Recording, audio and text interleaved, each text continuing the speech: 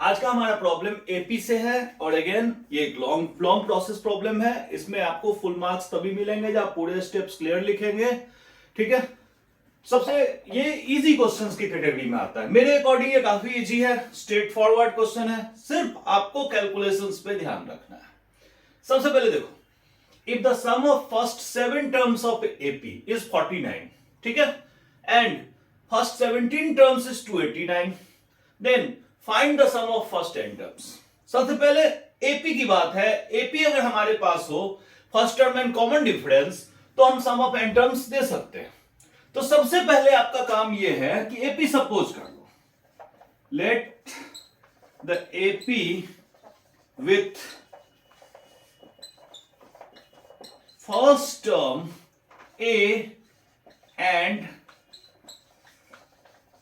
Common difference D. हम एक AP की बात करते हैं जिसमें फर्स्ट टर्म ए है और कॉमन डिफरेंस डी है। देन अब ये देखो, फर्स्ट 7 टर्म्स का सम कितना है? 49। हमें गिवन है सम ऑफ 7 टर्म्स इज 49। तो ये क्या होता है? n/2। हम आपके हेल्प के लिए सम ऑफ n टर्म्स का फॉर्मूला लिख देते हैं, n/2 into 2a plus n-1 into D. ठीक है, सम ऑफ n टर्म्स का फॉर्मूला ये होता है जिसको अभी हम यूज कर रहे हैं। तो सम of 7 terms 7/2 into 2a, 2a क्या है हमने सपोज किया, प्लस 7-1 इंटू डी इज 49। ठीक है, अब देखो यहां पे हमारे पास 7/2 into 2a plus 6d is 49। जितना ज्यादा सिंप्लीफाई करते जाएंगे उतना अच्छा है।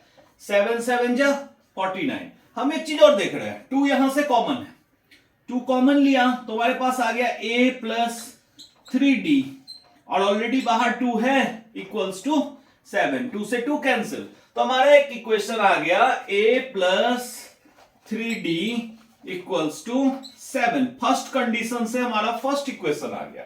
हमें यही a और d फाइंड करना है।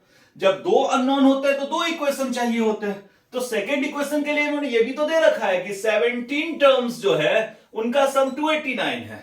तो अब हम क्या करते हैं, S17 पे आते हैं, n/2 into 2a plus 17-1 into D. तो ये तो हमें गिवन कितना है, 289। अब देखो 17/2 इंटू यहां पे है 2a प्लस 16d इज 289। ठीक है, अब देखो 17 से शायद ये कैंसिल हो रहा है। ठीक है, 17 और 17 का स्क्वायर ही होता है 289। ठीक है, अब इसके बाद यहां से भी 2 कॉमन ले लो। 2 आपने जब कॉमन ले लिया, 2 पहले से बाहर है, a प्लस 8d बच गया इक्वल्स टू 17। ये कैंसिल, तो हमारा सेकंड इक्वेशन क्या आ गया, a plus 8d is 17। First equation क्या था, a प्लस 3d इज 7। सबसे अच्छा है कि सेकंड इक्वेशन में से फर्स्ट इक्वेशन को माइनस कर लो। जैसे ही हम सेकंड से फर्स्ट को माइनस करते हैं तो सेकंड है a प्लस 8d इज 17 और फर्स्ट है a प्लस 3d इज 7। अब देखो माइनस माइनस माइनस ये cancel, 8d minus 3d is 5d is 10।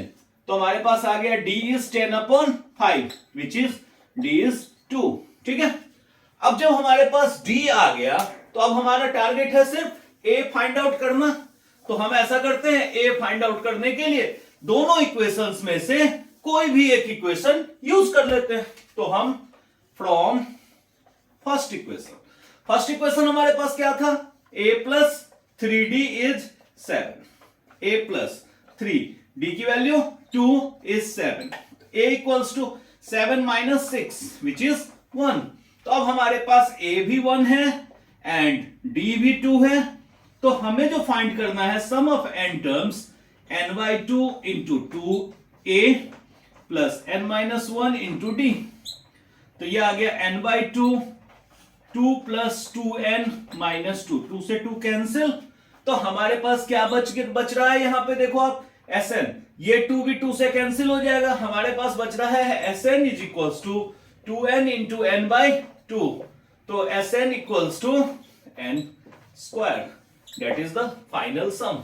ठीक है, सिंपल इक्वेशंस बनाने में ध्यान रखना है, कैलकुलेशंस थोड़े केयरफुली करना है। फाइनल आंसर तो बहुत इजीली आ रहा है, स्ट्रेट वे आ रहा है और इसमें फुल मार्क्स मिलने ही मिलने हैं अगर आप थोड़ा सा ध्यान देंगे तो। अगर आपको समझ में आ रहा है तो लाइक और सब्सक्राइब जरूर करें, जिससे ज्यादा से ज्यादा लोग हमारे साथ जुड़ सके। कमेंट करो और मैक्सिमम लोगों के साथ शेयर करो। थैंक्स।